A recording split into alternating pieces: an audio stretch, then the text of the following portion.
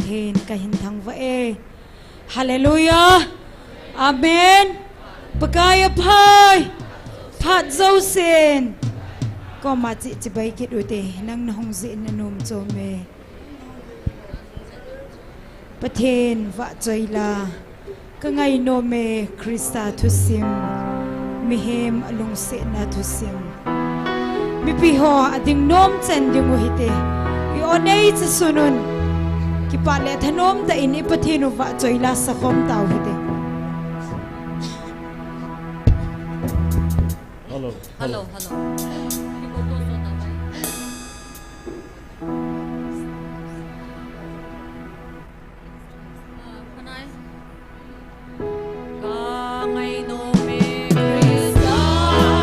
Mihem alung sin na tusim.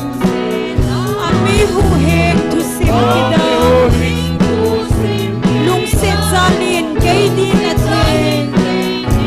Krista tusim kidang. Amen. Krista tusim kidang. Ami hu heng tusim kidang. Lung sin zalin kay di na tin. Ngay no me Krista tusim. Athin le along pinatu. Pathin thagapin ay hille. Kalung sumahin jeng singhen. Amen. Krista tusim kidang. Krista tusim kidang. Ami hu heng tusim kidang. Lung sin zalin kay di na thiên. Ngay no me Krista tusim. Amen. Pagay to kikhon kom kahin.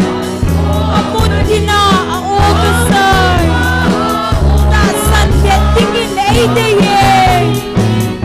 Krista tusim kidang.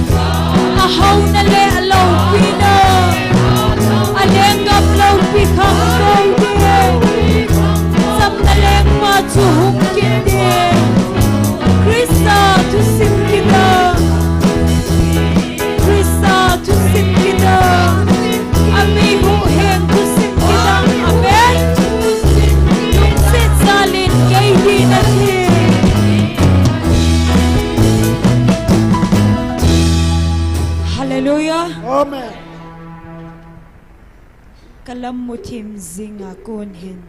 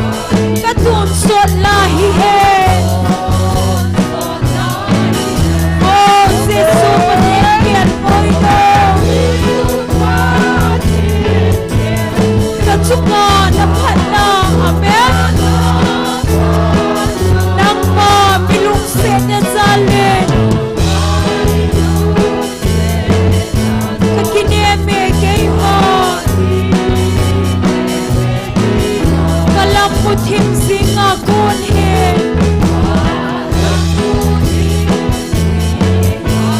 kahunge nahinga lamma ba choi din kahunge amen nama MCL zone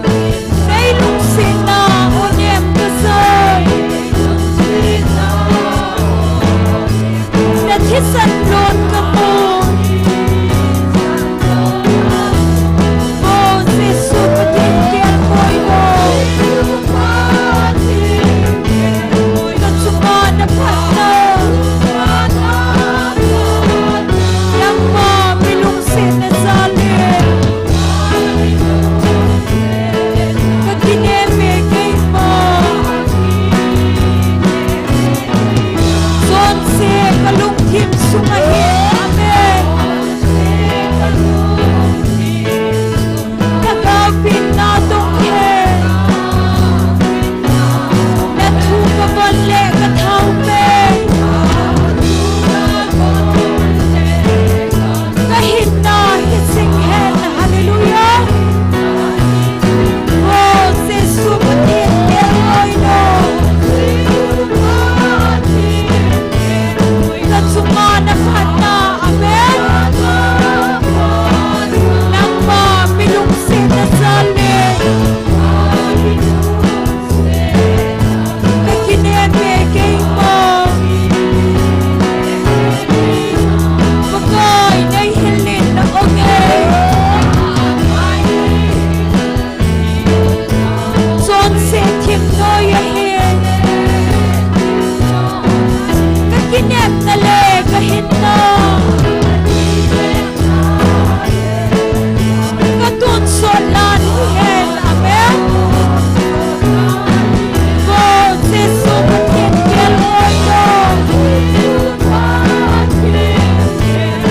Katsuma na pana hihen. Nangma milungsin na sali.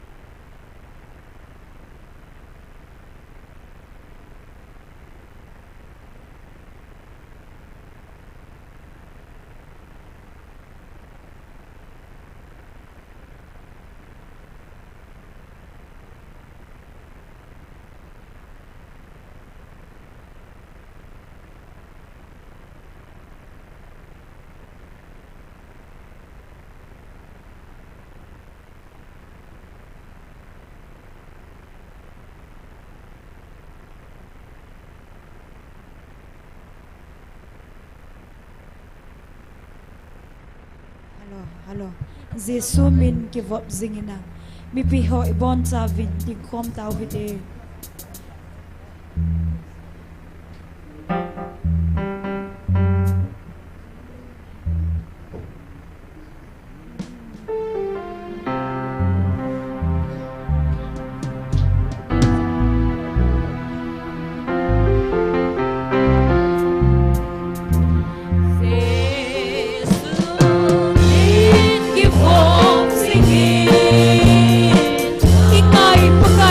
Sume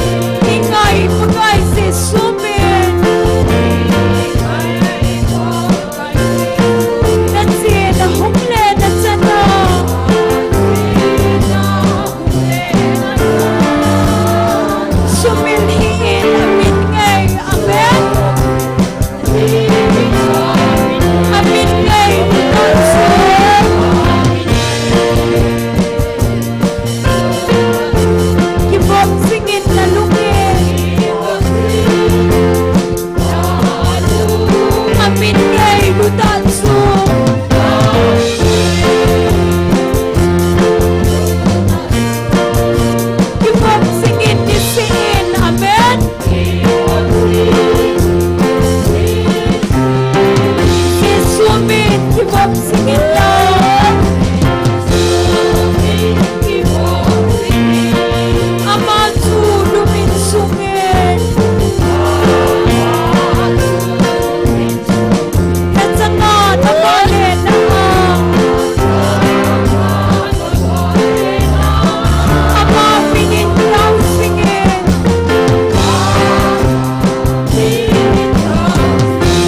Amin kay tulanso. Give up singing na lungin. Hallelujah. Amin kay tulanso.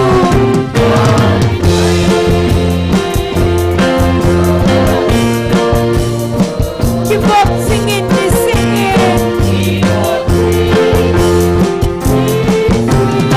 Si sumin. Give up singing.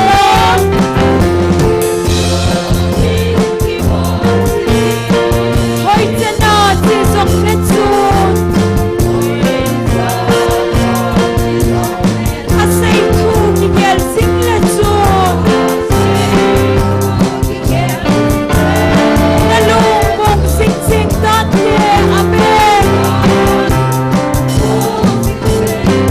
Amin ngay ulanso.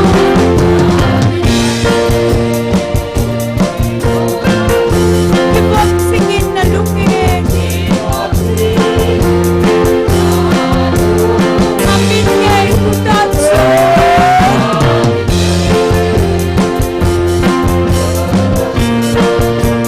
Give up singing ni siin.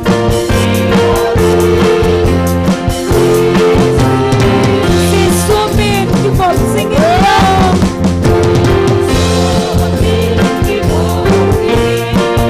Hoy tana song letsun. Atu tiem tenga ginemin. Amen.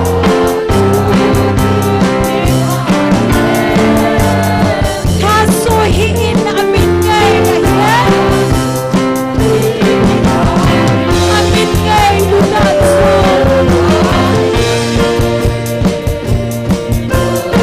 Give up singing na lungin.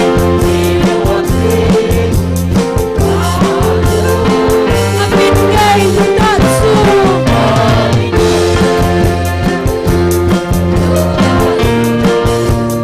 Give up singing ni siin.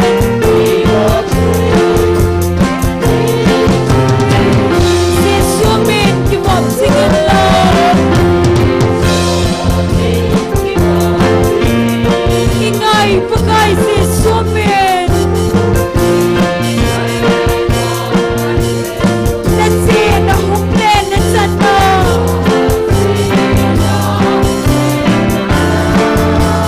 Sumilhiin na amin kay. Hallelujah.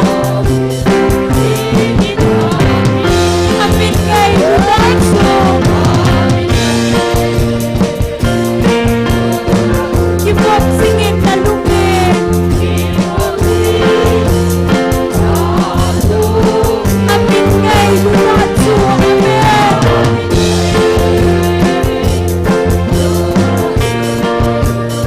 Give up singing ni siin. Si sumin. Give up singing love.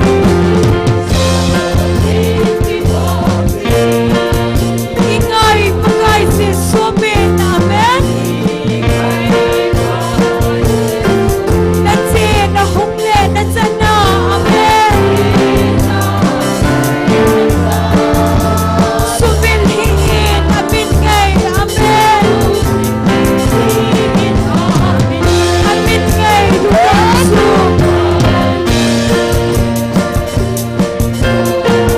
Give up singing na lungin. Amin ngay lulanso. Amen.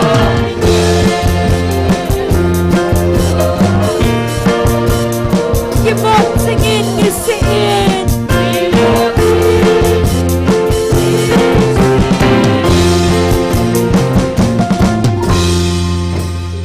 Hallelujah. Amen. Pagaya pay. Pajausen. Pagausin. Pakai pai.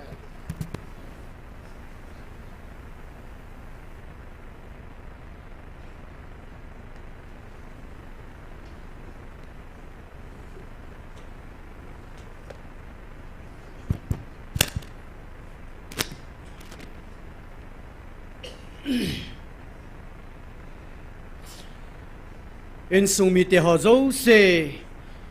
bon chavin ni khupa online na ho zong bon chavin ni khupa online na pong yong dan ni ho la ki pa me pathenin dam nei pi ven tu ni chan ge ya hagau me ti kong dinga yung thei je ven pathini thangwa ven tu ni ki man cha na diu hi taw nei lam kai pi diu hi pastor thang ne hung hi ding hin pathin wa chaila sading hi mi ni ahung ki gongin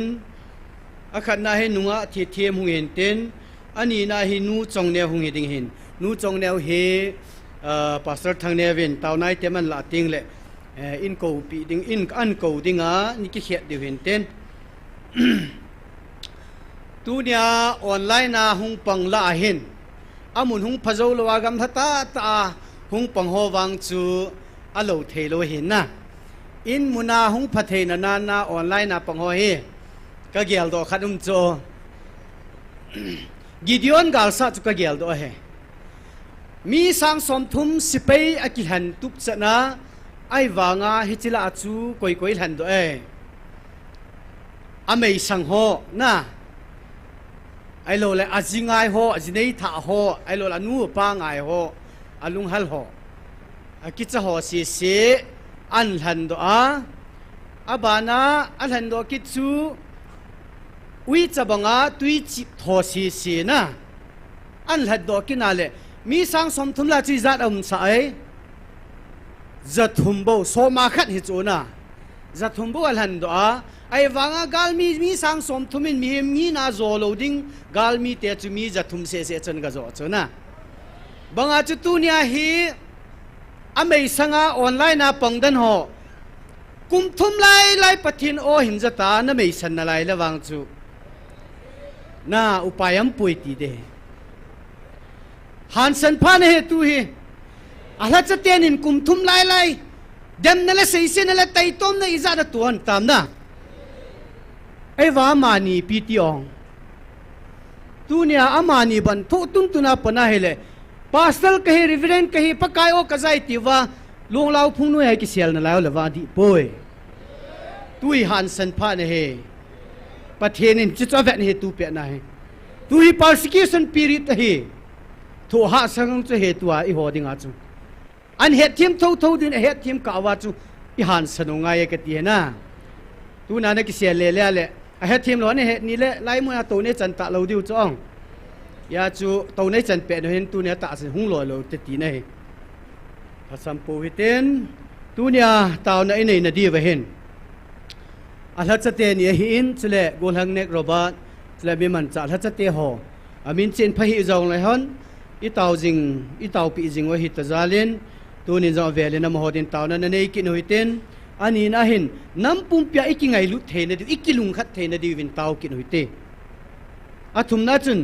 pathen hagau thengin I hung vil loi ki na di win taw ki taw hite he chenga ti chun taw hiten taw chaina ke ma nei tange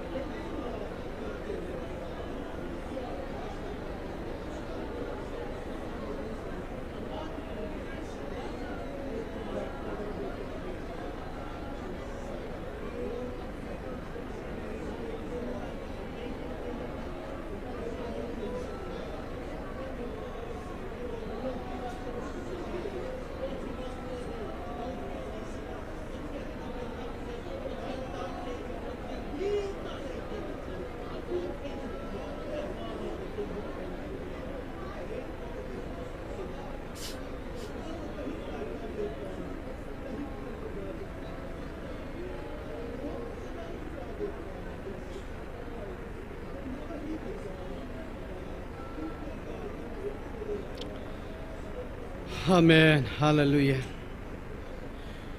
Hepa nami man cha na cha ho zo sitting in jong ka hung tau ve nam pum pia ka ki ngai lu theina divin ngai lu na lung nei pevin pakai na lagawin na on na cha te ni hung vil ki tavin tunin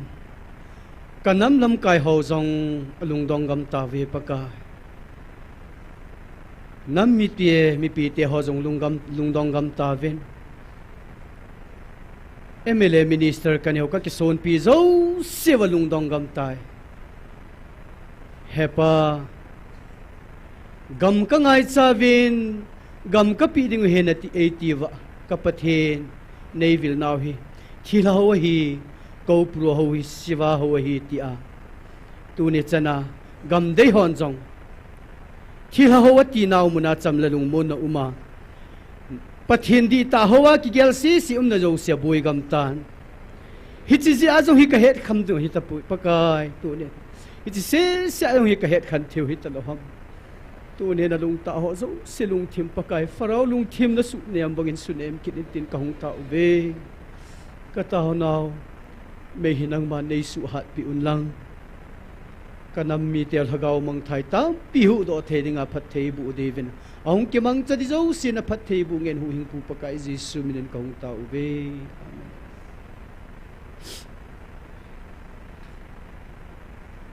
pathen wa choi la sadinga nunga thi them hung hin tin zo ting le ban bana ini chal de hin tin pathen wa choi la sa ma sanga ka seinum khat chu la sading ho hin lung si te in hoi tan hung ki jilu tin taw na thu thun ne sei jing tawin na treng in hoi tan ki lautin play bet single wang hi pote abong loi la ki hain la ngai amu phun san chu pathen la mi pi zo tha mo hi je chun che wang hi lung si tai bol lo du he a bol wang chu lo mei the hin in bol de diu kha le chu in ki chi thei deu play bet single long mi kha la nga ko music ki that jing de ti chu hi lai a hem thei lo he ta chat chan hai chi diu he ong al hem ho si chu hi thei lo he ti chu he du he tun pathin wa choi la sadi nunga thi them an ko ta hite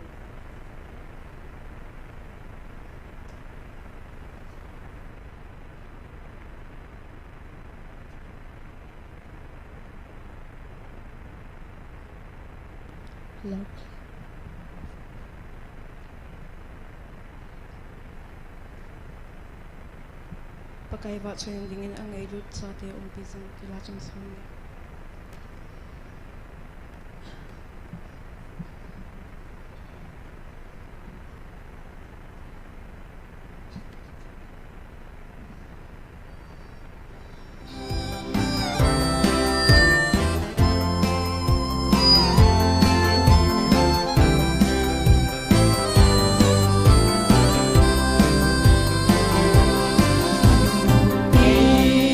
Ye o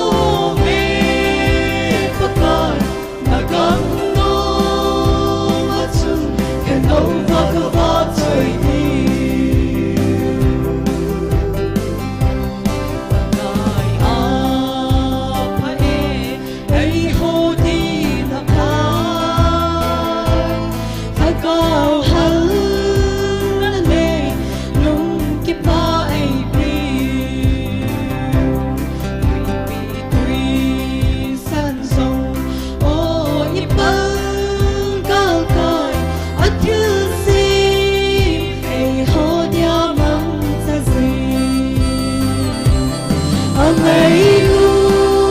cho te pi si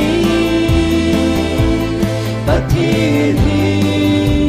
I khen lo wa tun so na Namin na Kiloy ko mano me Pagkay Nagam no Matsun Ken lo va ka va toy ni Namin na Kiloy ko mano me Pagkay Nagam no Matsun Ken lo va ka va toy ni Sẽ lấy sự nông vào bậc thiên liên ibon sa điều viên phát thầy bộ bị tàu hen.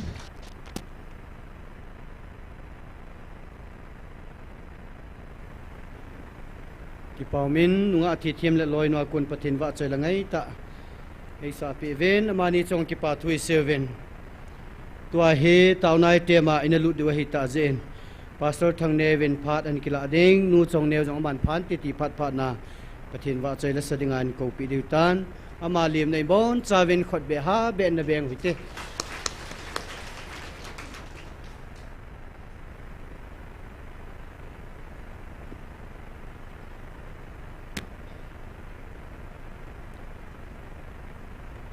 NIKHO hizat ang sunga tuna yong tao zom kidinga pathin hun pha phat pha damna ipi zevin I hin now second khat sunga jong be the nilim ki he bang hin kho tui mei ta bang pa sa ta bang muloi jeng thei pathinin inge hesu kevin e che tao na mona panla thi mang nong tam ta ta in ilanga to hozong athi mang tam ta tan ilanga to hozong e hat jinga zong iki hat to loba thi mang tam ta dingai ta in ige lai le hin kho hi kumni kum thum chai wanga hin kho chom dan chu ki hei loi loi mang loi loi umovin tu ni na e ho pathin zalin hin naw ilagaw kiwo hilo ita saw hin kho I hai na hu chan geu pathinin tunit san gain hai thein hin now a vop pi zingoven tunit san geya amun thinga athupi ni na taw jing the a koi pau masapen penin e pau pathin thangba nei peve hallelujah amen hallelujah tu chung ataw ho hi ilai mun ataw ne nei ho hi pakain koi taw na to chin ei te ka ba pa te koi tao na to ai te ka bam ke pa me khot ben ne ulte koi hiu ket mom mong ta vin I bolo hi pi ham ti heaven achon phat zia Daniel chu achon phat na chi a ke ma in achunga na ka to ai poiti thelji da ngai pu milim ang mihim masanga milim doi masang le mihim masanga bo khup lo hela keima hinga bo khuma ka thupi ani zia keiman Daniel sa tauna ka san pi heti achunga ka lung heya achunga na ka to heti ne pathin masanga chon phat na ki sun ding khat sam lo hele mihim ma chon pha khat sang am pu in e ho jing hilai muna ta ho hi I chon phat jiwa pathinin I tauna san ding hele hom sa hi ding ai na ain tunia pakai thupi ya milim anga doi masang hilova ai lo le mihing masang hilova van le se sempa hingjing ha chungnung pathin akipuna amun thinga amma masanga amma anga nisya ibo khup jewa pathinin I tauna we san pi we hallelujah chilai ta je pathin lung thai nai bovin tu chung pathin hagaw tu ponin best of the best apapin la apapin mo mongin pathinin ei te ka oven Bible sunga het bangwin Daniel taw na sang mo mo ngai tan na anam mi te ding athumve ataw bang nang hozong thumve na taw na hi ke man ka sange ati hallelujah ya pakain ei te ka oven hichola hin Bible sunga Daniel taw na to te ka bangin pathinin tu sunga ata san ho khang som phat the ichana dingova Abraham atu asun apa phat the ichana dinga pakain khang masapina Abraham alhana Abraham sun achon phat ji hilo ai lo le che batan ji hilo pakain ata san ji aphat the na bu he ya tu na ei ho song ipu Abraham to pakain ei te ka awin Abraham su keiman agam lei sit apung atsang a ho sat na yo se dal ha a kiu changa a hom kiwa ka ko he ti hi cha jun keima in a le somin phat the ka bo e ti hallelujah a kiwa ko wa a zat soma phat the a bo pathin hi na cha ta san wanga ipu Abraham ta san na an la ta in tu chungin lai thu phun o za ta san ho hi khang som phat thi na chan na ding wa mi khat se Abrahamin ata san wanga atu chan phat the a chan banga nang ho jong ka o za ta sana ka thu pe nin ho tu ni san tauna manga do khanga to wa pan la ho zo se pakain ipuluyo Abraham ta sana to ei teve iti ham pha hiu tam pathin ei sim naw hi I ho ki gel na khelam pe an pu piesin keima ki gel khelam pe in pathinin ei gung e ti so na ei sei ho e ti so ei ma gel khelam pe hun pathinin ama gel ko an sang na la ya ti hin sibanga tu chunga pathin ei te naw hi ei ho pu zo thei chi mo mong hi ta lo hin ta sana lang ti la Abraham ta sana to ei te ka ven abon phat theina lang ti ai le vanu ya mi khat se phat theina chang amma bu phat thei kana bu phat theina sang pen ka so pa Jacob phat thei ka bu bangin na ho ei ta san ho zong phat thei ka bu ta ve hallelujah phat theina langa hi phat thei sang pen ta san ti la Abraham ta san sang pen hin phat thei tai le achung nung pen phat thei leya phat thei chung nung pen ju pu Jacob phat thei chu hin amma bu na chang ju pathenin Jacob se chang talovin ei ho zo si ata san ho pakai ni chung phat thei na an chu sa ta na hi ai le pakain ko na lang o za sa langa nang ho bo hi ka o ka za masat sa ai pui te na tua keima mu thein ta san ka hongin mu thei levin hagawin ka thokit nunga chun hagaw bo ka hi nunga chun keima in hagawin ka o in mi khat kan ho pin ka mi thing pu milo chal milung ta milung kho hi ka he in amai phat mi phat som ni hi je chun keiman ka o in keima in ka ho pi ta in ka o ka za sa in akom om hon san na ve ti chuna ai wang am ho in ima agel osim akiza mo sa je vin chun ima gelo je vin chun man tha na nei ve ti aphat som pi po ve ain ka mi thing pu thagawa keima in ta sakadam lai ni mu thei ni khoi pu in ka thoki lagaw ka hinunga keiman ka o ta kana ko va ko kana za sa vanui si tinam tin hinga ke pa na tu pha phung le ding het tu sa ding a keiman kana ko kana han ai alung sung mu pa ai mi thing pu kalhat sa pa ka o ka za sa banga tu nya nang ho zong amma o za sa pa mama aman aza o chu tu nya nang hon o dang ai pu in hi cho mama chu nang hon na za o he hallelujah mi thing pu sa nga inuin hun na ta lo hi pathin mi thing pu o za sa bang ai ho za o za sa oi ta ipu Abraham ta sana lung lei banga e ho ta san jong lung lei ta ipu Daniel tauna san banga e ho tauna jong pathin e san pi ve ipu Jacob pathi abu bangin e ho jong ata san oi chunga pathi na koi ta ne sila pathin a sei nai lo tunia i het sa wi tu sao chei ta in hiong le khat to ga sei be ki ro ten pathinin John hinga thu phun Revelation bung khat sang khat na hin Jesus Christa thu phun do pathinin asu de het sa dinga api thil hung su wa ding hot chu aman avan til asola asu John a het sa hi hallelujah seiji hola a mukidang punong te su ding musu pathin lo pina jong mua gan hingli upasom ni lali van lal to na seraphim te vana thilum dal hol hagawa pakai amu sa chu a het sa chu sol sa zon su hi sol sa zon su pakain vantil a sol pia vantilin zon het sa zonin alhat sa te het sa a son sona Jesus Christ tu pun do koi ko ma punam vantil ko ma vantilin koi ko ma sem zon hinga zon koi hinga sem ami thing te hinga seipi dunia pakain pat mustui kola zon sol sa zon avantil a sol pi banga a zan leding nampi khunung khumading isa kai tu so ding ho khang soma ding van mun san ge ya dinga it san dik thil ho jing thaya thil hung ding ho pakain sol sa zon avantil a sol pi banga apha na avantil a sol pi atsa te hitave hallelujah best of the best Bible ading a sang pin apapin at sung nung pin hola apakain amo chan si hoi chan sawi tan hi sol sa ho thim ga ho Bible amo sang at sung nung talohi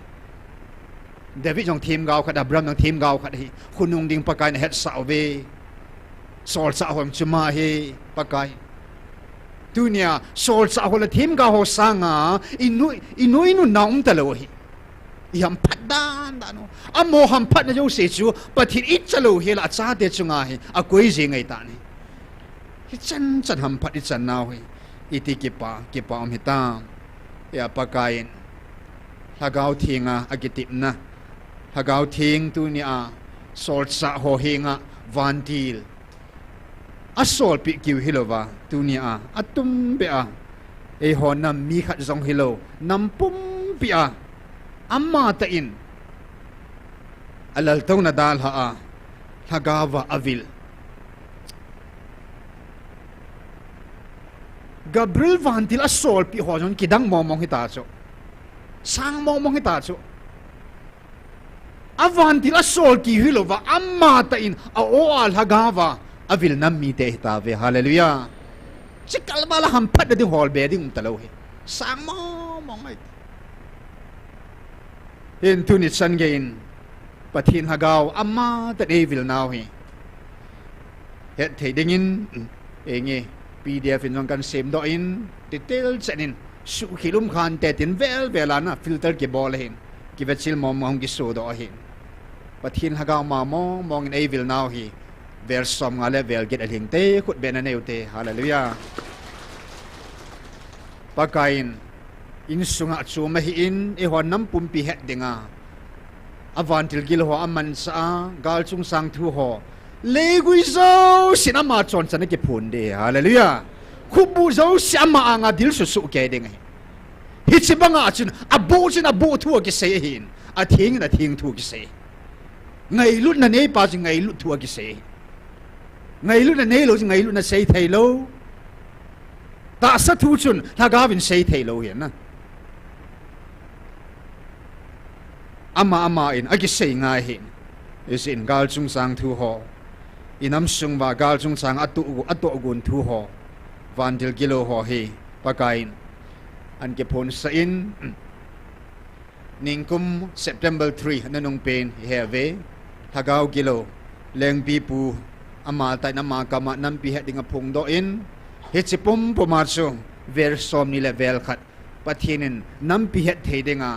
ver som ni level khat ver som ni wal an ke phun sai hallelujah khut ben aneute mel ma pathu zo si het oi tai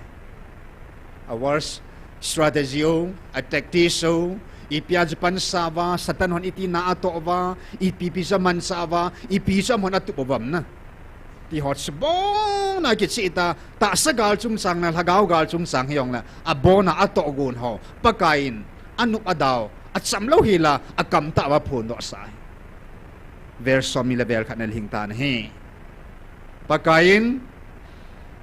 enge vanoi Israel te ho ta sa buildinga Gabriel vantil sol pi in het theding in khat ve ni ve kalwa sol pi poni e ho wang pakain tu sunga hin verso nga le ver khat pakain avantil thing Gabriel khoi ta Gabriel het tu sa dinga ai lo le thu phun pathina ko na ahin nei sa momong pathin vilna NIKHO ani dan het sa ding le inampi diwa mamo pathin thalenga pathin an sola ei phun pi ho mong hi bon bona hi som nga la khat ve thingai tai khut be na nei ke do te thu pi mong hi itigil hitam ai le pakain avel vela ei ho pin hau zong hin bible mun mong hi tunia hitsi athu hing mangsa ama pathin mong hi thêm gạo ho sol sa ho an ho pi pathinin anaji do sa pathinin hi chi athu hing mang sa ki khel ti nei lo hi chi pathin mama ama man tunia ei ho pi o hi pho chi na hi chi athu hing ei ho pi naw hi mun mong bible scripture mong hi mun zakhat le mun som se ge la nga thing ta nei avel repetition yok mei tan na repeat lo hil pa ka se bible mun bung zakhat le bung som se gel bunga thingai ta hitsan ge aju pathinin tunia a koi manam hite avil khalo koi manam hite thugu sei pi khalo thutta thuhing thuthing thugu sorsa te chu pakain su na di ta poving ka te tu ka azi je su in apu pa thil gon to gon he poi loi te ka ti ding nei ta ve loi la gul te ka ti ding nei ta ve ti so na he hallelujah tunia pathin acha te kiu hi talawa a loi te bangana ei ki vo pi wa hi bang thugu ho thugi ho koi ma sei pi lo ho chu ei sei pi hi tai iti hampa hiu tam he chen hi ho zo se chu gel do pomen tunia pakain hagau thinga agitip na agui huna nam mi te evangelist pu Mike Behela aging thei mang hin phong zal na tin mun li ta bang aphon sa tai hagau thinga ka kitip na pui hoi diu na kai hoi diu gal na sat pi diu na pi diu na chen pi ding o na ching hoi diu na hamon sa ding o hagau thing kan solding tia ka kitip na agui huna nam mi ten heta ve hallelujah Aziz anama say ding in Israel ten hu hing puleng pa nei kisan povin ei pam povin ya tunia amo khela nang ho sunga ka kitip na hi ka guilhon sa hi iti hampa hiuta hit so zo se pathin vilna pathin an avantil cheng se mangsa ei ho pin ho zo se gelin tu hin pathin nga ki pa thu na seute bon saven ki pa thu seute ki pa thu sei tauna i ham phat na hong i wang phat na hong avantil zo sia mangsa tain ei zen leding ei sol pi vin hagau thing ama tan jang ei vilove ki pa thu na seute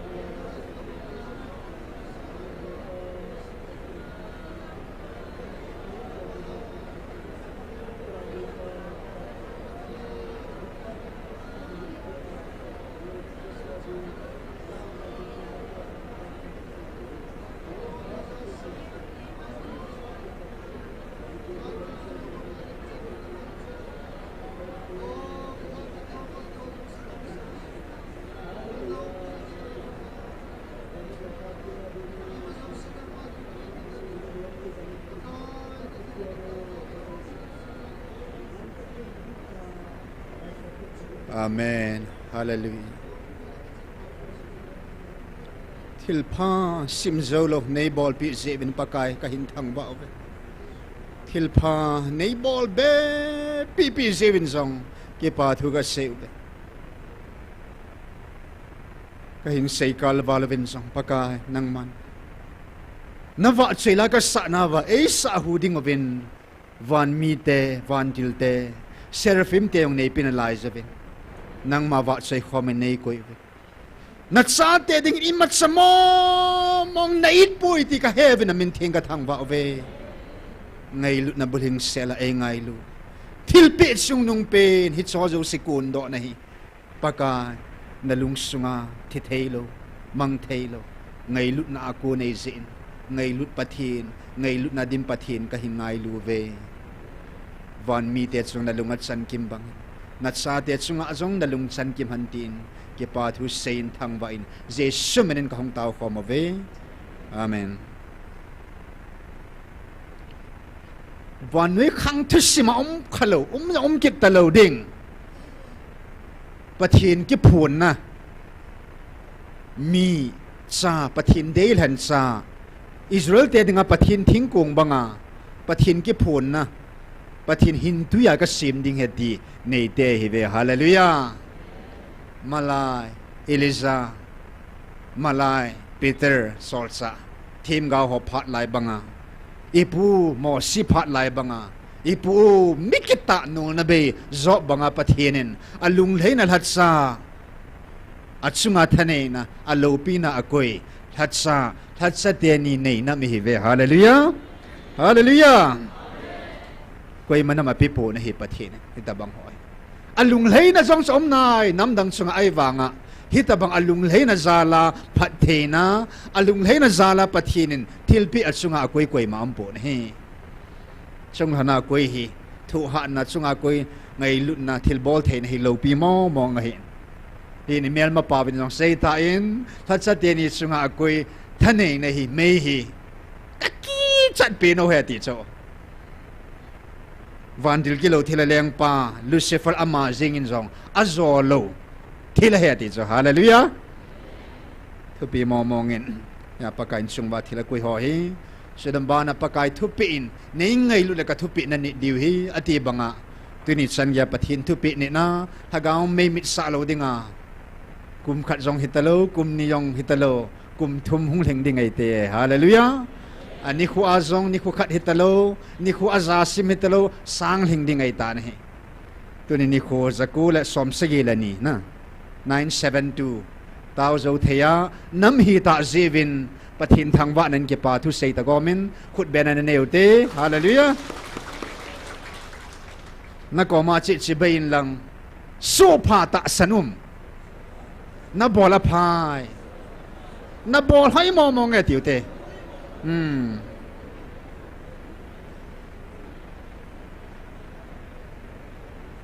apha cha pha ti ding a se jo se ti the nga hian na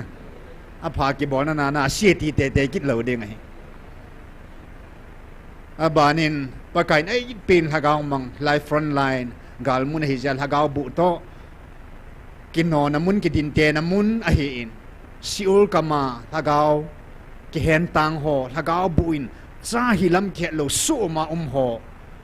van til kilo thil leng ho hagaw bu ho in akhum tu bawa akulova a hen tang ho hilai mun hi akil ha do na mun hallelujah siul kama hagaw ho ki cho hing na mun he entuni sangin hat satenin panlahanin tauna ni siin hagaw mang ding sahu do anomin Saturday si lahin enya tumben in sung taw na hola in sunga taw na tim pan la ho zo si thatsa tenilam kai na ki thupya pan la tu ni chan gan ni si taw na pan la apat na siol kamal hagaw thisa ki so hing na mun he hallelujah ni si he che thatsa tenin tu pon masanga pana tu pon jawa jong ni si a cho lo hela an taw na man na an to na ne ke pa khut ben na ne te pathen thangwa na sila ni si etan na ako ma say de nga chu ang git hozo kalhan etan kum som balti ding ite sule counseling pathinin frontline ga isa na wa hitsimuna hi hap da si counseling evangelist puthang len se hi in sila oi puthang la hi in sila ka la khat ni in team hona ki thu pi jiven tuni changya counseling hi vel zakhat le vel som thum le ya tawla 131 free counseling hoi ta vel zakhat le vel som thum na ga te hoi ta ki bolai te hallelujah khut bele ne utte koi man to agi su na ngai pu na hi pathin hilai mun na ei to sa ho chi ki su na diu he hallelujah polin atto ho chu ka to nge ti he na pathin zala ha nai pi wa pathin zala hilai mun na recruit ni ki tong do ho chui tai free counseling ber zakal som thum wa phata hat sa te ni in manin lam kai na phata an bol singo hi in chile ho lat sa ho lam kai na in monday ni la si taw na kinain zan la chu vel zakhat le ver som ni la vel git lin na he khut be na ne yote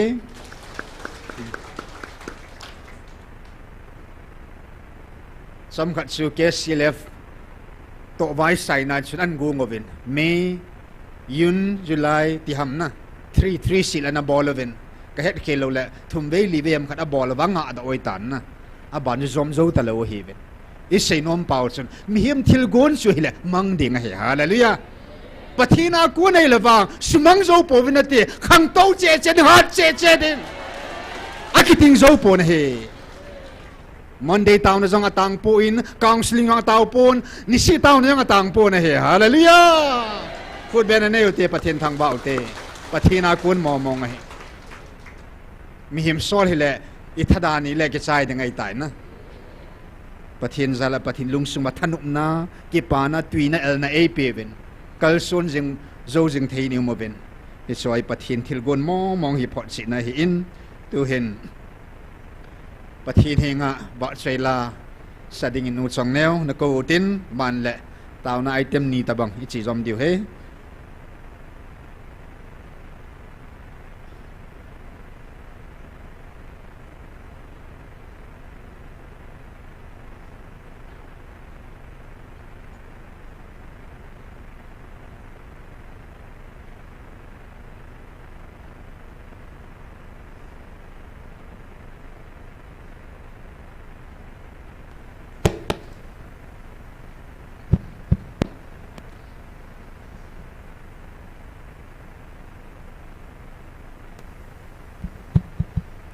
Pathin pa choy na tingin ni khat ting le dilan sa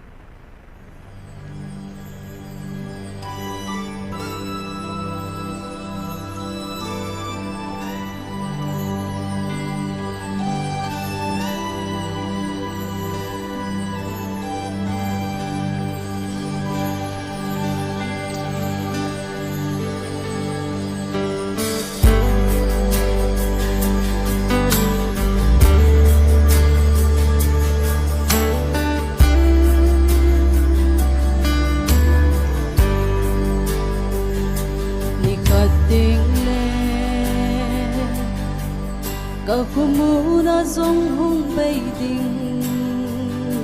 ni khat ding le KHOMUNNOM zong hong bay ding na hinna thu ve sing ding in nei mang cha in ka kho za na na hinna thu ki za sing hen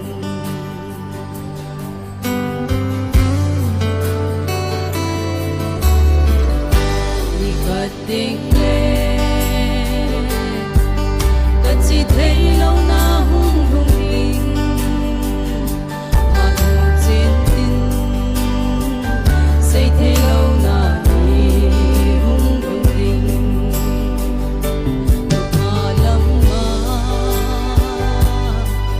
lâm phi cá suốt thấy na tình in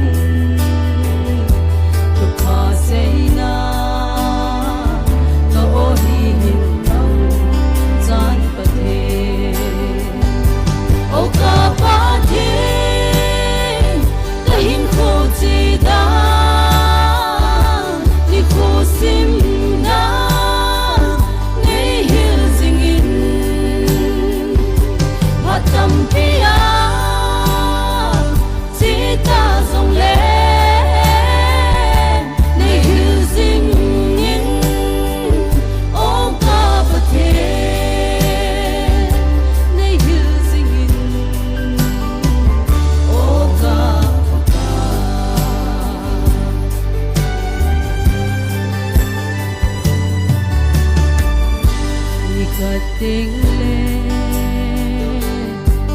ita sao dòng hi hung muôn tình mà thật tình lệ i quy chẳng dùng kỳ thằng mình mà trong cha bầu hin quy này lại sung mơ hin hình ngày luôn na hin cô mang thơm thì ba ade ô ca ba thiên cái hin cô chỉ đã ni cô sim đã nei hiu ding in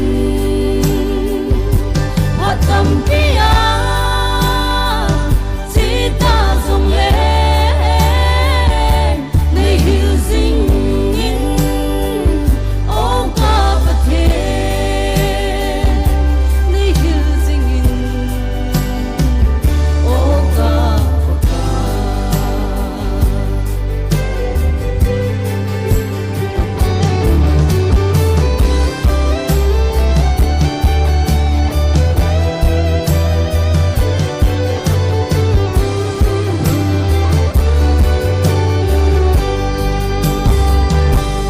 ô ba ca ui ge ya na ko ma ba tao thấy tất kỳ ba ta nghe sẽ ô ta đâm xuống giống cha xuống hi ta tao na lung si din in sang in ta tao na lung si din in sang in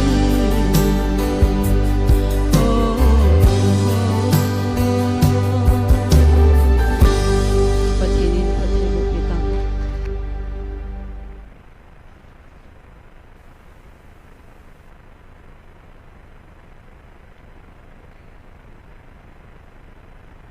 NIKHO hi zat i Taona sunga ngai lu na nei ta kondak ai bol pi ho Taona lam kai ai pan pi ho ba cheila ai sa pi jing ho chile band party operator sound system lang ai bol pi vai pan pi ho am ho zo sit sunga ikipa naw le pathin thangwa na ta gomin put be ham la lain biang khom ki daute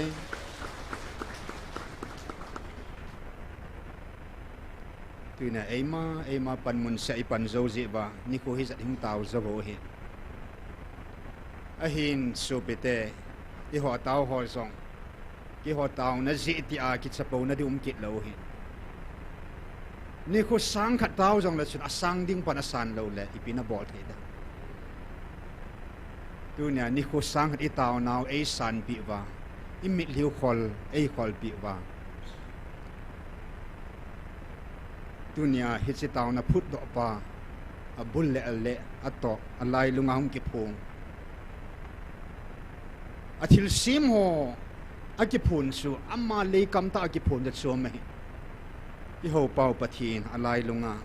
hitsi Taona Mei phut do dinga amma ta keima el shaddai elohim Emmanuel alpha le omega a bul le ato pathin ka hi tia hung ki phung ngay lúc na dim pau pathin thang vai nom han hi chi pathin wang ngay lúc mo mongin su milding mo ngai po hi chi pathin phat na wang hi so pete ama lo pina zong ama phat na zong ama hoi na zong thil sim ho mi him ho thil ho po ipi di kha de hu ki cha ti cha no me na hi ei le ki pi kha ding zong ki cha no me na hi pathin ei ngay lúc nào sang mo mongin gil mo mongin tu ni hin i Taona diu poi na hi wan sa tia a thui hinga imu keu hilo a kam sang ta him ho pi wa Israel te chu Jacob ma ko na amin Israel tia ka khela Israel mina phat the ka bu hin nang ho wang Israel tia ka ko loading katsa tia ka min vo diu hi chi katsa mina chu phat theina na hong chan diu ha ti hi ya pakain katsa tia e min vo akam ta e sei piu hi tai anna to azong pakain ki chi ta hi chi mit sanga jong mu thei de nga hi pakain e ba sa su ke wi ta kum ni kum thum sunga pathinen e mu sa hong e to kha sa hong e hat sa ho e za sa ho lo pi mongin he cho hi sumil thei mong he po a hin la tuni san ge ya ila awa pan cha ti amin von la nunga zau cha banga na lai bolam sa banga chon na lai diabol cha te banga na lai inam suma tam ta na lai pathin am ho zong ku da la ding anom pon hi i hoi ki pa ta hi la na i thau nom ta hi la hi se banga am ho yang athanup ding akipa diu pathina de na hi e ho mai amua van mun san ge ki thon lu lo mu tan na i mai yo hi e ho mai amua akikim banga am ho mai yong akim ning se pathina de na hi tunia pathin sa hilam ki het lo ke gel do lo khang do nai lo e momil athi amang thaga wa lam vai tam ta om na lai jin pathin sa hi na ki su mila su cha te banga om na lai van nui su chon sit su satan su a hen ta ngom na lai tam ta omen cha hi na ki het lo wa zau cha banga na lai ho hi am ho dinga taw na ina ne ding mo hin che dinga chun chom cha taw na a lut masang ven kitil khona anana yutin tu chung pathin e ngai lut naw hil sin sum sumin a hil sin ta in ka that cha te ho ka cha te ho thil dang mo mo ki sung hi ven ka ngai lut na bowa ki sung o ven 80 ven he hos ni kho hi na taw ji an na taw ha ja na ki sun kha ai le na ki sun khil di henang so angai lut na zo a ki sun ding o na bol thei na zo a na ki sun kha ki nai le na thu ki ding hi ai lo le mi him zo na ne ki ngai kha mi him zo na sun kha ai le amma lu ni le na na lu ding ai tai ya tunia pathina ki sun diu hin pathin a hi na lai ta ngai lu na dim ngai lu na chu pathin ngai lu na pa ngai lu na zo a ki sun diu hin e cha hin pathin kam sang kan sim katin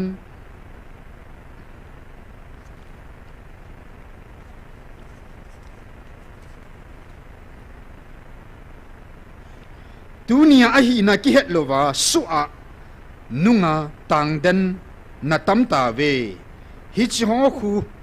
nga phat pi ta vin angong kolu su phat pi ta vin su a ho khu galham ta vin a cha te su a su iti ke ma apa ka ke pa ding ham nang ho ka cha te ho chi vin ga puilu ta vin hi chi ho khu mang tha ding ho khu atam ba lo ve nang hon hagau di ta na he pu ve hi chi lei si na nu le pa kapi nu le pa ten ima abol thei pu ve aum pi jing thei pu ve mi hingin ikingai na pe no chu lei si da de nga nu le pa ke kingai hen na i se ni tu ya pa na nu le pa nu noi hung ke che ma hung ke khanga nu le pa bet kol na no ya nu le pa ki ngai mo mong su he ai ni chi lei se nu le pa ng pathi ei pi uina lai a pi pa khanum na lai le ya de nga nu le pa pathin banga ama lim la mela ei piu ei kai hoi ding wa pathin ei pi ma mau su hi a hin la hi chi nu le pa ka pi nu le pa ten ima a bol pi thei po ve na dam lo ting le na dam sa thei de lo pi chu na nu na pan si na ngai jong na pi thei de ki lo na ho sat na tiang na pi thei lo pi chu nu na pan ima sa bol pi thei de lo cho zong pi jing thei po ve ke man nanu na pan da ha zong le adal halo dinga wana na pau di ta ke ma ka hi bo ve amen in pathin me za pa gonna say ta ba now pathin hit san gen ki phone na namang ta na jang ta và nuôi mi him nang tabanga pathinin ka za ka ki phuna ampui pathin khat ka hin ka ki phuna mun jong khat hin ka mi za jong khat hiding he atin pathin hit san ge na za na hin tu hin pathinin na dei thumin ipiham na dei thumin ping ka te hin ti han lang pakain Solomon banga chu ipiham na dei thumin ati bangchun na dei sei na ti bangchun na dei ding na dei pa sei ding thum di hitela ipina thum dam ka ti na chun epa thum ding mong ka nei po pan sa nei siam nang cha ka hi hi ke ding na ling se de ka ti ding hi ati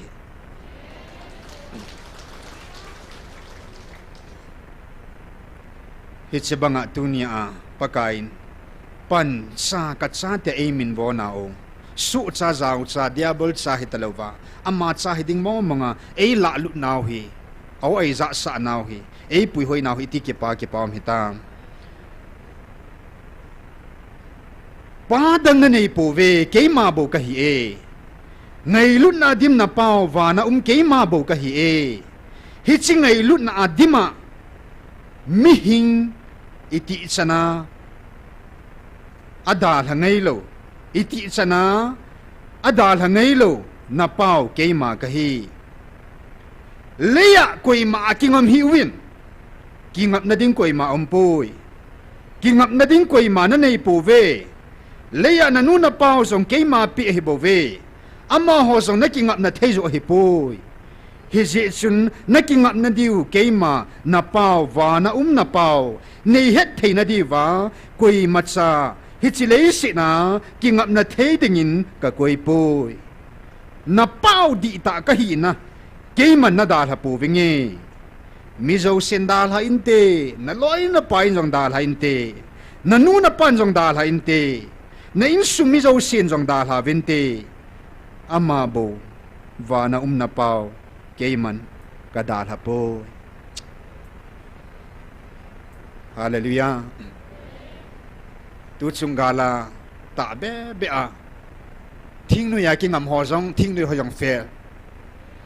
nam lam kai MLA minister ki ngam ho jong fail ki ngam na the khat sang ta lo piu chu adi di a tu chung thi na man na tu ho gal la ya bui na muna ko na ngal zam ho de de chun na bui lai ta chu na gal ke patnia inam sung wa IPS IAS so kui na phone wa ngai ma cha bol thelo piu khat cha bem cha thim lo ki ngam na the khat sang hi ve cái xuân bị thấy cảnh sáng bộ bên này, Adia tu sunga cái xuân bị theo họ cái bọn họ bằng xuân à, khi sẽ thụ kim bát đó, à cái thà bát mấy à cái hal bát và bát biếng ngày bát vào xuân, quý mà bát bị đium lẩu chला, năng lại kiềm lẩu bê hil riêng ấy, mi ngay cái ngày na chú, im mà trái hil lẩu đàn xuân à, nu là pa à cái ngày họ dùng si má bol thấy lẩu xuân nu là pan xuân, khát sang hú đọ dâu ta lẩu hết, im má hil lẩu đàn xuân mi hinga ki ngai mi hing zo sis na dal ha ding hi a hin dal ha ngai lo na pau wa na ke ma bo ka hi ati hallelujah tu chunga pathin pa mong pathin pa mong a hi phot sit na hi i mi lot se na i vet sao ta la e ho dinga hi chi ama te lo pa ama te lo pathin dang mong nei ta lo ding hi ki ngai na ding mong dang yong nei ya nei ta lo ding hi amma bovahi 100% 200% ai kinga idingo hi amma bovai kinga adingo hi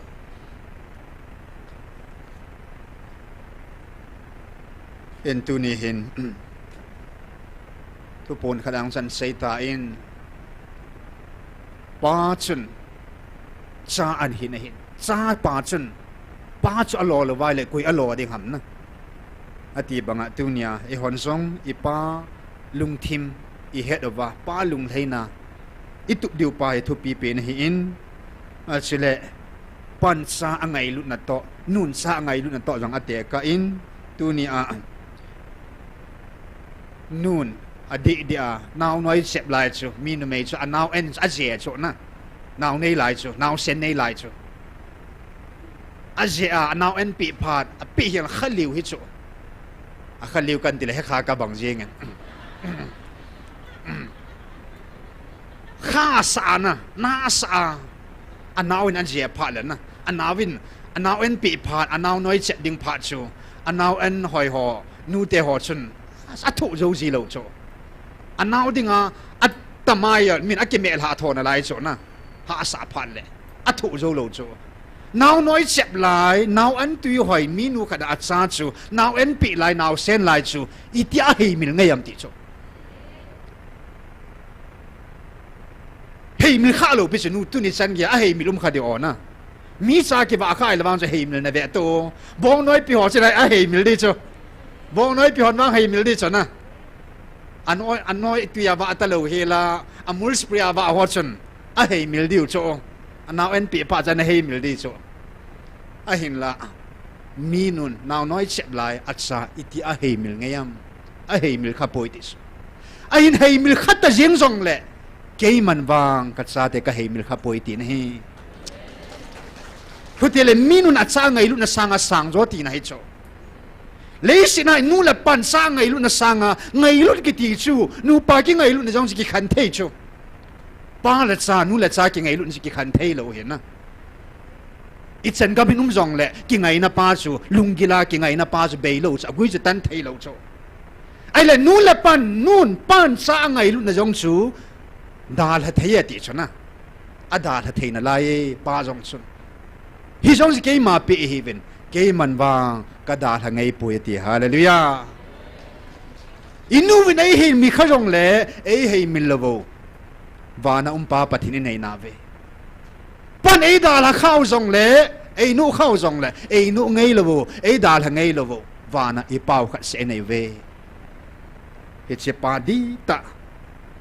ne ya ai wanga van nui chona chon zau cha gab van dil thing in le kha zul an sim la chu gabriel hin mai kal hin inam pi diwa le kha zul pathira van dil an sim ha sa je khut ben na neute kidang mo le kha zul ti ai la mang ta lo ding a ki si tin hai chu a ki sei thor chum hin le kha zul hong ki ti ting la chun mang ta lo ding na record mo mong ta chu ai le hia chun pathin nang ho na ngai lu naw he ki ho van mi te le van til hon song kan lu ngo dong jiang tai ti chu ki hon song ka het zo zai ta po ve ti se pathin na ngai lu naw he van til ho van mi te na khol zo ta lo a het zo zai ta lo pan ngai lu na chei chanoi ta hi asu van noi mi te sona chon ta ding na phal ta po ve ti chu su cha te banga ta lo ding rau sa banga bolam sa banga ta lo ding a pathinin van leng cha te uma le chon ninga pathin ei de oi tai hen sa hi na ki het lo su atang dan na lai ho i su pi ho lagaw mang ding kel ngoi wa mang ding a hi na ki het do i mu mil na lai ho am hong kha do na ding ovin tauna inam sung wa tu hin nam pum pia nang ma na in sung na ji na cha na ho bung na khosung na lang sung na nam sunga lagaw mang su am na lai ho ding in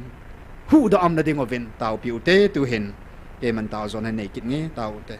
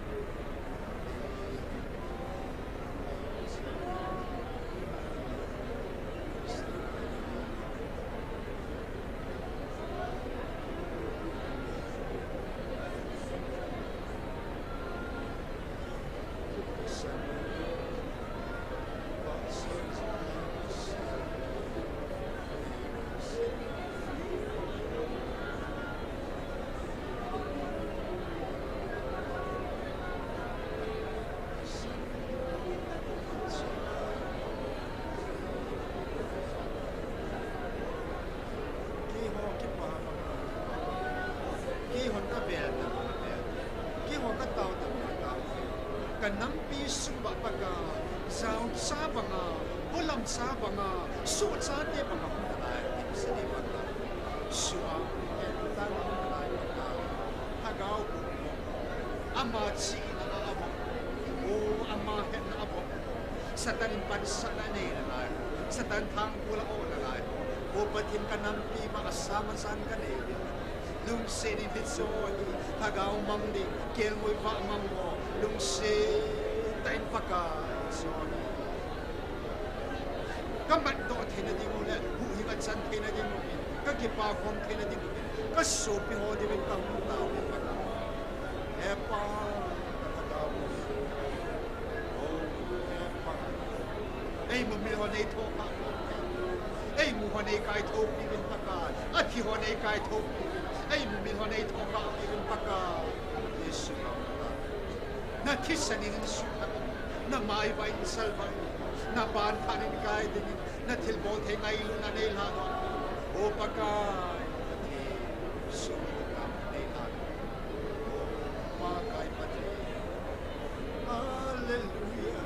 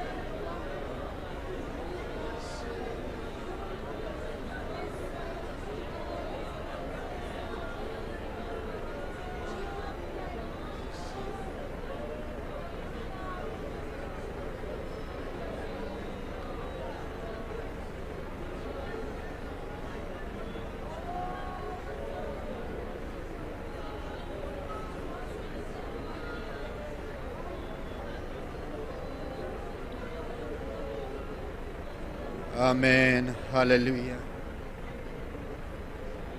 Kaham phat nau kawang phat nau. Van lal tu na sang pinato pa. Hing zing hat sunung pathenin. Ngay lut na a. Kat sa te naimin vo nau. Opa tunit san gaya. Ta sa dola mail heite India government sola kolin ko movin. Mi khut noin ka ke vai hom. Kat sanding til hoyang kat sang po. Thagaw lama saying in van til kilo til haleng ho sola salin. So no ya kanalu dovin kanomovin. Kahinaw ka kisu milkha ta seven. Van leng sa ka hiu pot sit nay nang man. Mihim noy le van til kilo noy ho hitalo dingin nang man nat sa hidingin nalhavingin ne hung ho do tavin. Mel magama kunin tunin gam thieng nei lut tavin. Ahina ki het ho ka boy ta po ve paka. Mihim noy ayong kay ta po vin. Satan noy ayong kay ta po ve. Nang matsa ka hita ve ti ka get tavin. Tunisan gya ki het loba su aom na lai ho. Son sit su Satan su diabol su zaut sa bangat son na lai. Kanam mi te ho ka su pi ho dingin. Tu pa te in. Lung sit nang nei tho kha pi ba. Nahuhing nahung sanga ki ho ki pa bang ki pa na ka chan khom pi theina ding ovin leya jong wana jong chan ka nei khom na ding ovin am ho zo se dingin min sung nong pen pakai na ju jesu menen kaung tao khom ove amen.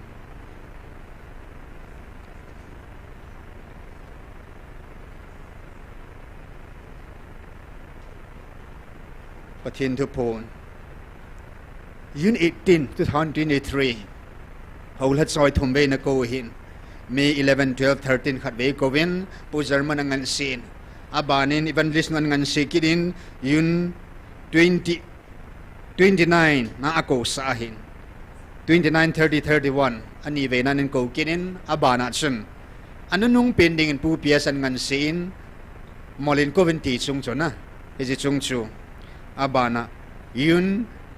16, 17, 18 Yan ko kidaw hin Ay le hiya chen analos samovin tupon la a ale kidang ka sakat su yun 16 17 ya hilay mo lat sa ho aho pini chu hin ay le namlam ka ngan sin pu pias lam kai na chi sunga chu hầu bung tina hi lis kala ole mi som thum ba kala do som thum som di tabang hi cho zo se in tina chi a ke ho ma ka coding ti chu to gun ke ho lung gel chen kala khom dan o se ei nam lam kai ho chun a pi pi na a bul pi a pi pin pen a het alu chang pen ke ko le phata ta tia chu hi chin ni khwai chum sei lo hi la che pu german si nei lang nei ni hi cho ECA ya chu Reverend gin khusim do Reverend hem khomang so hai tan ko do chu ho bung dong ho chu phone a bol me me hi me hi to ka cha hung lo na chin ya chu ho bung la a adang ho ke don he amani ECA chu ajlam kai ni hoi ta hung do chu chin ya chu abana chun pastor thong khulun jong ke bi se thaleng en mang cho hong do ke den na adang do nga lang min ke pe hin ai ba ma bo cho hong in thumna abana chun pastor thin jang ke si sia pa jong hong in mi li hoi ta hong o chela akim tu lo ma hilai CFC pastor pa sei gin mang jong chu hung a hin na hilai mo na adang se chu hong sa ai ja chu ka sei lo hin na hong sa ho chu ka sei lo hin a khat ve na hong ho chu ka sei he ai la hit si mi li mi nga ho chu hong o hin hit si ni khwa chun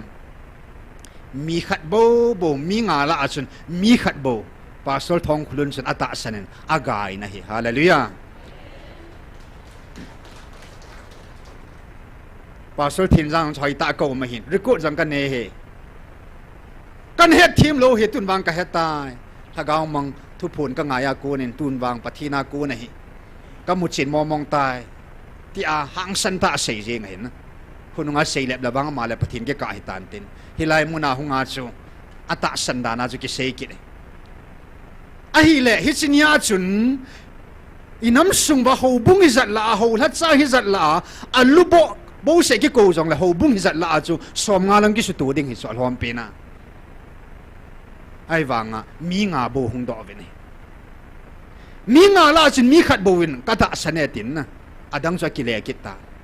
azing ni khwa yun 18 ya thu pon chum zom ki hi in zan hia chu nang hon na ko woi bo ve tis tu nya bang kin ka ko he ti azing bang chen mi ke tam dom ta ni di ka sa dan chu ata be chu yun 17 ya chu ke hon ka ko mi ho na hon na ko we ti ma mi hi mi na ko ho mong hi bo chu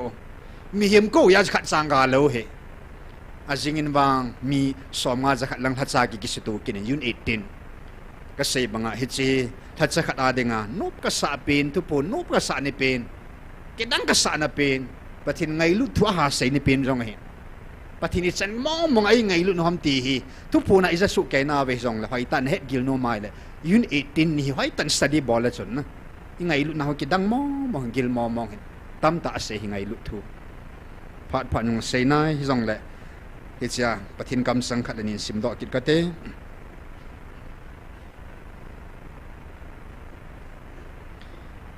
tunin kay man nang ho van mun ka pi ka cha ho hi chi nang ho chon phat si anat chanu hi pui ka ngai lut ji ang ka thisana nat chanu hi bo ve kay man nat chon sit na wa nei kam la dovin nei ki hei mang san ta ve ka anga ku na chon sit chu ke dingin athi e nehi in ti thupe mi masateni anapeta idan ho na chun mi masapin tenin pathin thu chapal ke lhon nei le thupi pal ke hi chon si dei pu thupi pal ke thi na he ti ni he samani chu nang ho zo se hi ke ma mina chun na thi ta ve ke ding jin na thi ta ve thupi na pal ke jevin na thi ta ve na mit ta ve ahin helai hi he gilpin so ahi wangin ke ma lung sunga ka ngei lut na hi na chungwa athi thei po hallelujah pathina chun alung sunga chun hi chi ngei lut na chu pathinen an nei hi talo le I thi dan diu ta chu khat chang so cha ding kyum talo he le tu ne yang pathin vil na I chan ta ma no la talo ding ai son se hivin athi hi ve amang sai ve thu pi pal ke ta chu athi hi ta ahin I thi ta bang win I pau lung sunga chun aman cha hi na ei ngai lut naw ngai lut na cha na thi po na hi hallelujah amang thei pun athi thei po in a hei mil thei po in adal ha thei pun alung sunga hing jing jing ngai lut na pa ana hing jing nei gil mong nei hi chi ngai lut na bo hi kamuna nang ho na chan diu hi tunin ka ko na hi thil dang a hi pui ngai lut ko na o na za wa hi ho lat sa thiu la jan zu sin e ho nam sung hilo kiu hilo van nui pum pya thiu le jen pathin thu khol zo sin zong tu sung pathin ei vil naw hi chi na in het na in zil na in khu do jong leo chen khu lo thei po vinate ngai lut na abova hi ki het he pathin ngai lut na het na le na mat chat ding hi a kium sun chung ngai lut ei bo ve thil lang het thei hi ta chu pathin vil na hi ipi jaum thei ham chi man ho man hlom man tam man ei put ngai lut ja hung ko na hi che pathin vil na hi ngai lut ja ko na thil je dang mong hi lo he le ama thi thei lo ngai lut pathin ngai lut a hi na ngai lut za la chu ei vil kha oi bo il hom jeu jong ei poi tam jeu jong ei poi i chon phat jeu jong ei poi i noi nun jeu jong ei poi pathin ama ngai lut na mong ja chu ei vil kha oi tunin ka ko na hi thil dang hi poi ka ngai lut ko na ona zao hi tunin ngai lut nan ki bung khan na zo ve ngai lut nan ki mu sit na zo ve ngai lut nan na mel mau bo na zo di wa hi ngai lut na lovin i ma cha bol do po vin na te a je chu ke ma ngai lut na dim na pathino ka hi bo ve tunin na ki do piu na mel mau nang ho hi na in degree title in zo po vin na te thil dang in ho sat na bol thei na ho in zo po vin na te thil to in sum la pa in zo po vin na te na mel ma pau chu thil dang i ma chan nang hon na mel mau chu zo po vin na te ngai lut na abo na zo di wa hi a ji sa man ka sim ti la pat ngai lut na amma a po hallelujah mel ma pan an nei lo thil khat ho me ngai lut ai mel ma pan an nei lo thil khat ho me thu ta mo ama am lo ngai lut mo ama am lo hen na eng sit thang sit aya ai ho pau ha kim na chi cho hagao gilo eng si na gilo wa ki sai lo eng si pa hi cho a hi na di chat hi cho eng si pa ho pa thet pa hi cho a hi ni pathino wa ngai lut na de mai hallelujah mel ma pa zo pa zong pa hi mi zo a hi mel ma pa chong i pathino wang na dim set pathi na hi hallelujah ya tu na thil dang mong in mel ma chu zo po vin na te na zo na diu chu amma lo ngai lut amma na thil dang ki cha poi ti chu chi na jong thik na jong i ma ding ate poi amma na ki cha chu ngai lut he hallelujah ya ipakai pavin van nui son sit gal thi na gal chu van nui gal son sit gal thi na gal chu thi nan jong a hen tang zo lo chu jesu a pathi na ngai lut na hing jing pa chu a thi tei po ne hallelujah mi him cha pa chu ta sa chu thina a hin ama sung ngai lut cha thi pun ni thum lin ni na tho ki ta na he hallelujah ya jesu la ga wa ngai lut pa chu thilo ai en tu ni in pakain hi chan ngai lut hi chan vil na i chan pa thil je da ngai po a thi theilo amang theilo pakai ngai lut na wanga chu hi chan vo lo pi ta i chan o hin hi si ngai lut na zala chu hu hi ngai chan o hin ngai lut na zala chu thi san po thei chu ngai lut na zala chu o ai vil theu chu en tu chunga kitil khona in he nge ai sang ki pithing yong tam ta na ka seijina elaya Dr. Hagin pu German abana thumna ke in ko nya chen May 26 jan sugno boy kon suhin chinezana pakai ngan sina nampi tenga taw tenga ngan sinei ko nya chen pathin mi het sildan su namma dingin panna nanei pu hei ti dak be na ki chi dan su namma dingin panna nanei pu ahin pathina dinga kadinga kipithing selmi na hi aiti tu chunga chirup van ti lahung ki ra chu tu pun ki sai kun ngeng yala chu ke in ko wa aban upamanian ko wa chu ki chai ta กิจายกุนแง่งละปุงนี่ปุงทุ่มซุงตุปุนสงอาจูอาใจจันโบจูอาใจนักกุนโบจูก็กันอินโกลุเดจูอิจิบากะเก็บป้านาตาจูปะทินมีเฮจิลดานชนะอาจิปะทินไงลุนาวกิเฮกิลทูตาจูก็เฮโซเวกิติเลกิโซเวนเตนนะกิเฮกิลทูไอตานกิเฮทูไอตาอินผู้อับราฮัมินปะทินไงลุนะปะทินตาสนะจูนัทสปาในปีนมาสามารถจะปีเจียงจูปะทินไงลุนาวเฮอากิลดานะสันดานจูไงลุนะจูตาสามาอาทิสนาอลูงะหุงหลัดดอกหุงกิตุเจียงจะมาสามาตุเนียปะกายมาสามไม่ติดึงมาเงินเสนาเฮกะทิสันจงกะอิจะปูนกะหินนะจงกะอิจะปูนอย่าปะกายเจจุกะลุงสุงามเทลจงเสเฮดซิเลนกะหัดซาอัตสันนะเฮอัตสุงะกะลุงอะไลน์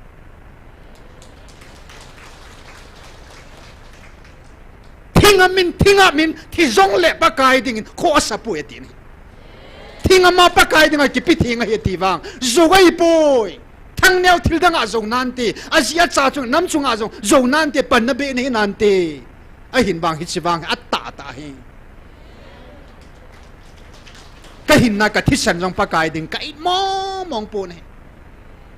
ฮิลายกุยละจามขัดินน้ำดำนั่นดิ่งไอเล่เกยกิตัวเงี้ยแต่จามโอตะบังเกยปุยหูละจอร์จาน้ำกิตุงเล่าดิ่งไอเล่เกยในทันมาสเปียนดิ่งจ้ากิโดละจ้าจงโมฮีอาจามกำตาเวอาจิงกะไทยปะทินดีตายเลยเกยมันดีเฮตินอามังซาวินขุดทิ้งอดมซาวินอาจิงกะไทยสุมละไปทุนันนุ่งกำตาเวเฮงเกยองตาสหินะปันนเบเกยโบเวอิมาลินนักเนยปูอาหินกันน้ำมีเต็นกะทีนุ่งกันมันนุ่งดิ่งละขังสมสงาอุ้งเปียงดิ่งตัวละซาเต็นซองปะทินไงลุนนะฮีเฮปูพีเอสปะกายอีพีฮัมกะเปดิ่งกิฟต์โซดิ่งกะกูนายละอุ้มป่วยติโซกะเปกูจูสมันนี่สาเหตุโซจะพานิงกะเกเกลินนี่ละโอ้วะใจละเบฮีกิเสียมหันหลังนะทุกคนส่งไอโฮปีนหอยล้านกิเสียมหันหลังฮิตสิเบฮีกิเปเลกะติเอติฮาเลลูยา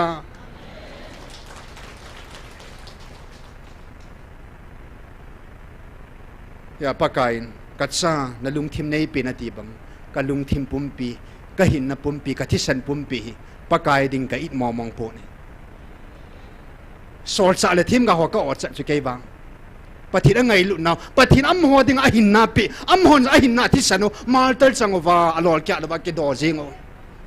กิปีทิ้งนะปาเห็นนะจิจุกิพัลทิ้งสนะปะทินอัมหัวดิ่งอะทิสันตูอัมหัวยังปักทินาดิ่งอะทิสันเลตูฮีอับบัดกิเลดิโดยอย่าปะกายไอ้โกมัสปีนนักเสยกิที่เท่าดิ่งทีนั่นละเสยทีดันก็สปีนปะทีนั่งไงลุนาวทีนั่นจะมาตะลินัดสังเวนอากิติโดเวกตีเห็นที่สันจงหินนั่นจงอิจันมองแค่ดิ่งมองปูที่สันจงจำมันเอปิอุโบจะได้บิติกิเทดิ่งองหินน่ะหูยงจำมันเอปิอุจิติกิเทดิ่งองไอ้ยามองขัดสังตะลุโจกิยาจงขัดสามตลกจีกัดสายงเกยมองโลปิชไอหูหิงปาตุเนี่ยไอวิลปาวถ้าเกาทิ้งไอวิลปาวถ้าเกาทิ้งกับปุ่มเปียกับจุงกับซ้ำสังขัดสัญญาปะกายเกยตานี่ดิ่งมองอมปนี่เลยสิละละเลยดิ่งมองขัดสังมีเบลเลยสิละละเลยดิ่งขัดสังปนี่อาหูปินปาจงอาทิเลกิจายตาจงอากิวาหงเปิงน่ะสกุกิวากิเลดิ่งไอบุเลยสิอินพิวไอปูอินพิววานมุนสนาคบีตูนสดแรงกำปะทีนั้นวานมุนทิ้งอามันตูนสดกำติบกำไอติปีนาเวฮาเลลูยาเลียที่ลอยมัดสะดิ่งไอปูสุมเลปายหัวดาลดิ่งอมปูนี่อย่าปะกายคูลซินนะฮีเวติฮีคูลซินกะฮีนะฮีนักเกียรติมองนี่กะตาสันนี่ตุนิสันยาคูลซินนะฮีเกียรตินายโลหวังโซบอยดิ่งหินไอหอนปะกายออจะหอนวางคูลซินฮีโบเวเลยสิคูเปมฮีโบเวสุมาปายาสนาดังกาดีกรีไตตลาเชลาฮีนากิงอาดานาอินมุนปลอนาลงมุนปลอนาบอยดันนิ่งพาได้ปนเฮหอดิ่งคูลนัดชีพันเละนู่นเนี่ยหอบังบิลดิ่งอาเชียงดอมเมียคูลนัดชีดิ่งละหาสดีสัตไม่เทจุมาอดีต in na in himo zep ho ko ma cha lung cha sa diu ta cho in kilel hun no lai changa la diu cho in baharam si ho ba nga la be se pon tin na atai lai mana hong ta ho jong hi lai ho jong hin kan lo lo han lang in ki nung chi lo la na ti diu cho nei na ngai thei diu dan nan cho na hi chu la in ngai lo ding koi ong nom la nom hai la in chu mi na ngai chu la again na ne na don na mun in chu ke ngai hin in piu e ho denga thaga wa in piu dat ta e pu Abraham Isaac Jacob mo len nagam tun shot in sana khopi tun shot mun jo e ho de in piu hi chi dinga khu pathin him ko bo cho le ya hin ku ki te hi pathin sa hi hi wanuin he han tia o hang za sa bo ve li no han la lo han ni het hi han ti na pa hu le shi da dinga itabang ching jong le han itabang ho jong le US te la hi be to han Israel te la hi ve to han Israel China ho sat na US ho sat na bo the na chu e hon na min te la jo hi ve to han thaga wa e tun naw ya hallelujah van mun ding a him ko nai bo ve van mun na record nei ding tia pathin ko na zo hi thaga lam pa zo he ma sa hi ta sa cho thu pi pe nei po thaga pa zo khu khur sin heaven in pi zon lai hi bo we na ho bung aking hi bein hi ho bung chu be ding ei bo we na ho sa yung king hi na gama yung king hi van mun thing ilun diu pa itu pi pen diu khur sin hi bo we so pe te ho in pakain hi chilei sin na khur sin na hi bo we khur sin khadin iti vai tham ding ham ai na ngai te te ngai je khur sin khadin iti mi gama go a khol thei ding ham agama go ki khol ho chi mit sing a hi ve hallelujah van gam tip gam mun thing van mun thing zo go tam ta ai khol ding o that sa ten go tam ta ki khol do tan hallelujah pakan ka be la pi ding heti inam sungwa ta san na lagawa go ho pin sa mani ta jo khale executive director lo hi sa hi tel chen inam sungwa ho bung min a het min a ha het chu ho la cho chi naw chu i hon ikitun ho chu na chu MLA minister ho ai lo le pastor ho reverend ho executive director ho chu hi nge inam sungwa min a het na chu min a het mana a het tam mana pathin ho la chana tong li nei pui pathin hi ti chuna be pu ni al hagaw mang mat zat ngai lu na nei zat pathina dinga ki pi zat dung ja pathina simei bo executive director hi jong le hagaw mang kha jong ma naw le vai sai bo be hagawa mi vai cha mo mong ei bo yai nam sung ba mi ho sai lon pa na pathinen hagawa ho sateni pathin hagaw phathi an hop ding phan le koi ma mang cha po in ban tir kilo na to ding le mi himang chai pathin na to ding le mi ma ma za hin hagawa go ho chat mu ding a pathin al ha chanu chin lang ga chap nu tan tan chap nu sa ta chala hallelujah hagawa sathau kinu ho ha che na ding a pathin hagaw phathina hagaw cha ha cha pu khut an hop za sa ta hagawa mi ho sai lon e mani amani tabanga ho sam ta hi be tai nam sung ho samo mong lan ta ya pathin kalhat sa teni amma teni bo se na ti ve ti cho ka ti hi ding ham hallelujah min sunna jana thil dang boi pi lo le ya ding boi pi lo van muna go izar ka khol don thagaw mang izar ka manin thagaw bo izar ka thanin ka sumangin van muna athiding amang sa ka hu doin van go ka khol dam tiamin sunna jana imulo hila pana la chula anang na sumbo se na boi pia ale ya na chan ki chai ta vana na chan dingum lo tu nya pathin e ho zo se hi vana go khol dinga e deu hi amani mat bangan manu ta mani sei bang seu te tin hi lo na pathin na tun na chu nang piam bol theina khan na pi chu la talan khat taw na ham thil pi ham ai la nun na khana na vet sa thei ham koi ham thagaw mang khat be hu da vana go ki khol ding itup deu hi I tawa ki chai jing lo deu hi ho so en tu hin a chai na dingin ai ma che din ke taw tu thagaw mang khat be imat do a thagaw mang khat be hu do na dinga panila theya I taw na bana hi tu ni a vana go I khol do theina dingo leisit da ha zo theiding leisit lunggel peil ha a van lam chung lam thu jeng gela pathin ei vil naw thu he chena mu chena dat khan theya van muna chan go I khol do na dingo leya idam sung ba thagaw mang tam ta khat be ni be man do ding ki go ngo tin he che dingin pathin hinga thu mo tin pan pina thu mo tin pathin hinga chi na thu mo tin thu ta I chon do zo theina dingo bin jong pathin hinga tha na ki thu mo tin ke man tau zon hen nei katin tunia dinga a chaina jong he de te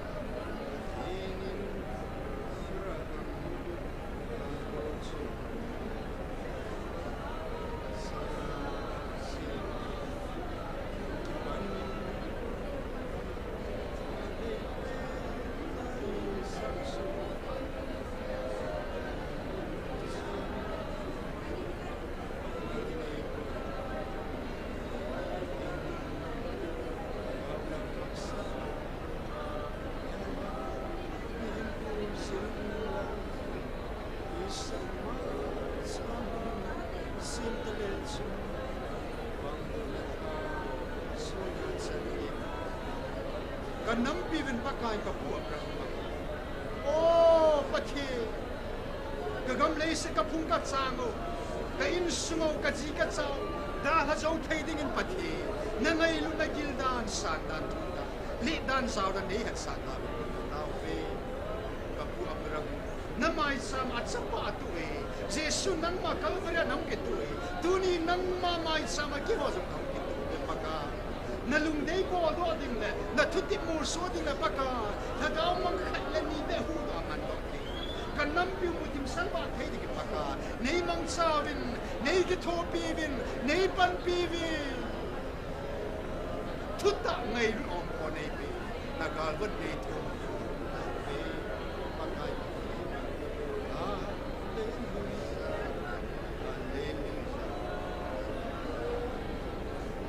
mi him te da nang ma thil te na cho ma hi paka mi him mit ba in o pa thi ma a hi nang ma mit an su hi le na du la nei mu na paka na van ti hat mit mai gal van na van ti ni na pan kem tu chu pa nei nei ko pa thi tu na nei pi se tha gao me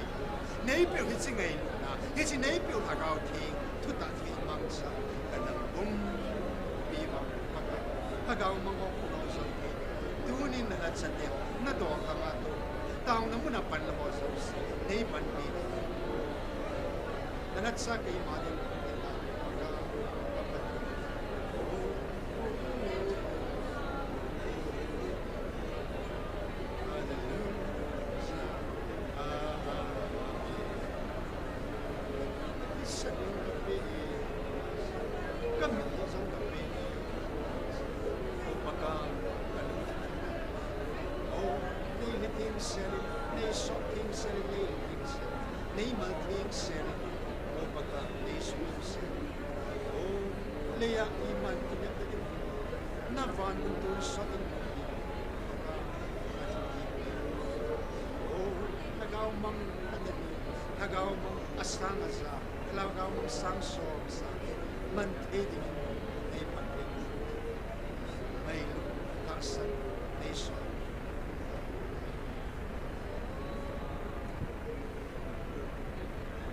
Amen. Hallelujah. Amen. Hallelujah.